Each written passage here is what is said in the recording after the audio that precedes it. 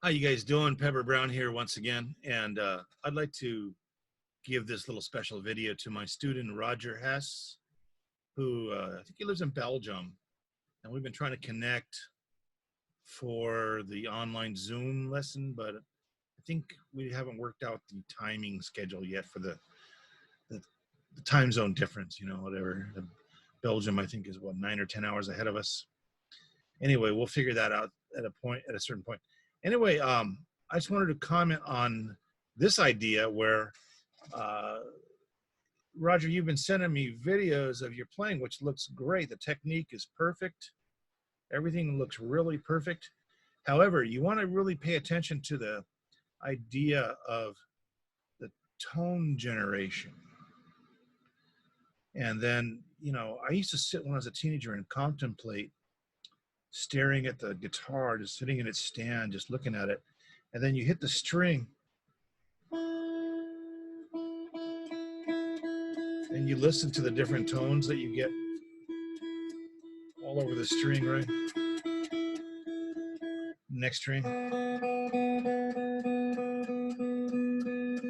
See, it sounds a little different there, huh? And up here. So that becomes apparent when you listen to guys like Jeff Beck and Roy Buchanan and guys, a lot of guys who favor the Telecaster are really hip to the ideas of tone all along the string. The point I'm trying to make is the fact that when you're doing an exercise like this 4-finger pattern,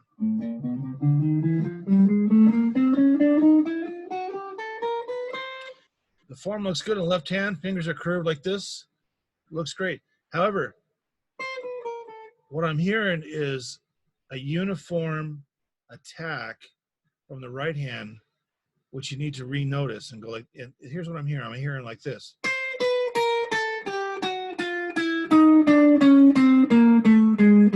Kind of the Larry Coryell punch the string attack. He hits the string with like almost all his might sometimes.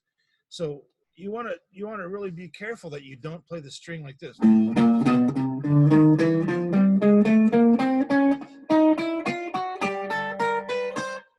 That's a real plunky sound.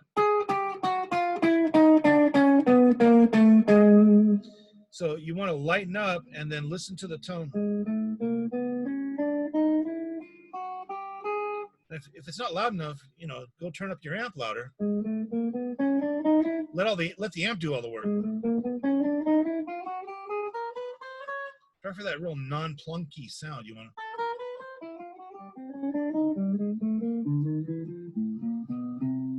want to avoid this.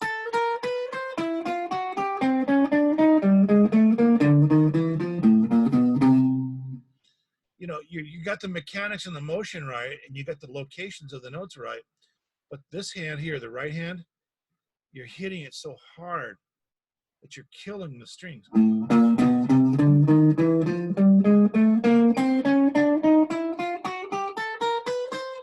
It works, but that's the Larry Coryell style effect of hitting the strings so hard. He was always on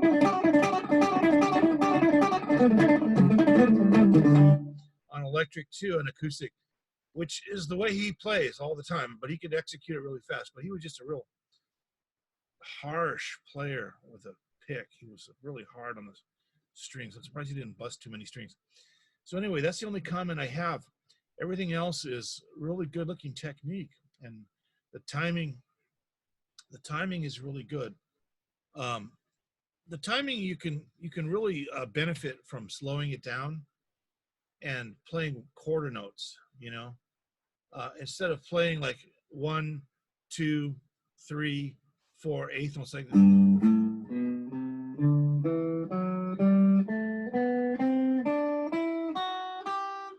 If you're going to do it that speed up the metronome so it's going tick, tick, tick, tick, tick, tick, tick, tick, tick, tick, tick, tick. So you want to do one note per click and adjust the click speed to whatever you're going to practice, okay? You get that one note per click and you really tend to lock that timing into the metronome, okay? So try for one note per click. You can go start off at 90 and do one note per click. You know, you can do 100, 110, 120. You can go like these guys that say that they can do 30-second notes at 120. Okay, well, a lot of guys think they can do it, but they drift a little, you know, and they drift. Some of them drift a lot.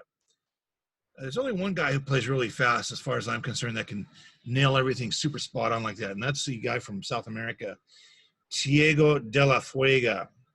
Diego de la Fuega. That guy is the genius of speed. Fantastic player, and he's from, I think it might be from Brazil. Okay, Diego, forgive me if I got your country wrong, but I mean, everything I've seen by that guy, his timing, bar none, perfect. But anyway, so watch the attack on the string. Now, there's a lot of ways you can attack a string, especially on a Strat, like I'm playing today. But you want to, when you're doing your exercises, make sure that you try for that middle ground, that little, see that tone there? It's not this. Hear that plunk? You guys want to avoid that plunk. You want to just,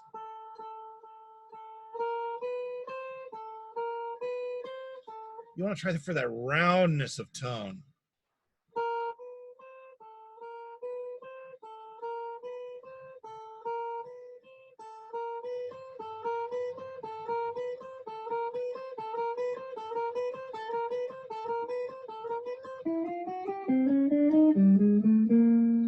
As opposed to hitting it a little too hard, like.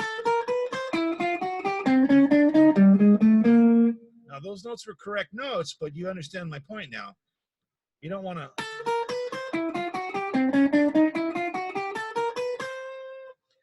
However, there's instances when you do want to do that sound. I'm thinking of Red Hot Chili Peppers. What's that guy in that band's name? John Frusciante or something like that. He's doing some plunky rhythm tracks on a lot of tunes on that. But that's the effect he's going. He's purposely going for that effect. You know, and Red Hot Chili Peppers, you know, he's capable of backing off and getting on it, or backing off and moving away from it, whatever you want to do.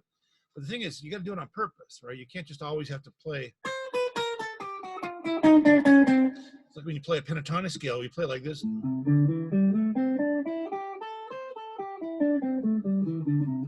Try to avoid this.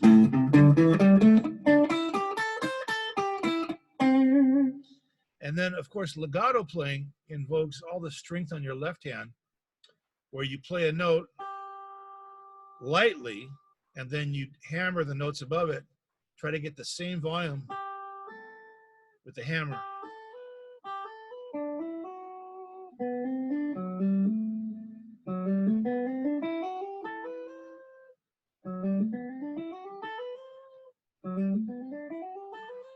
So you try to limit how hard you hit the pick, because the hammer-on note is never going to be as loud as this pick note. So you got to really pull back on the pick attack and hammer hard.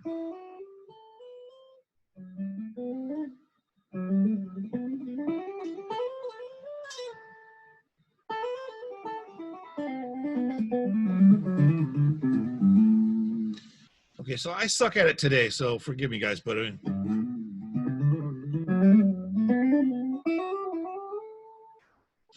so if you guys want to get into legato, you know, just, of course, just, I'm going to point a big arrow, go that way. Look at Holdsworth. He's the best. Or he was. He's the late Alan Holdsworth. Anyway, so that's my idea for today. So to give you the idea that you want to go much lighter on your attack, but the other thing is that, you know, what you're doing is perfect. The left hand technique looks perfect. The timing is getting better and better and better. It's just this little bit too frisky on the attack here.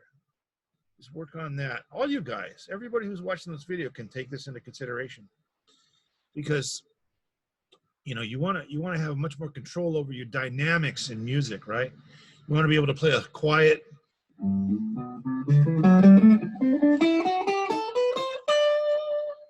to bring a note up in volume later than this, right?